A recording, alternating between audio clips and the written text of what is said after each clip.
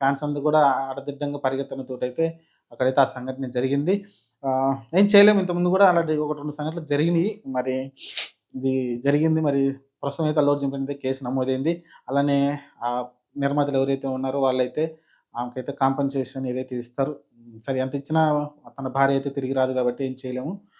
కొంత ఆమెకి సంబంధించి ఏదైతే కొంచెం సహాయం అయితే చేస్తారు నిర్మాతలైతే ప్రకటిస్తారు. చూద్దాం ప్రస్తుతానికైతే కొంచెం జాగ్రత్తగా ఉండండి. థియేటర్ దగ్గరికి ఈ సినిమానికైతే రేపొద్దున చిరంజీవి సినిమా వచ్చినప్పుడు కావచ్చు, రామ్ చరణ్ సినిమా కావచ్చు, మహేష్ బాబు సినిమా వస్తుంటాయి. ఇలాంటి ఎన్టీఆర్ సినిమా కొంచెం ఫ్యామిలీతో వెళ్ళినప్పుడు జాగ్రత్తగా ఉండాలి.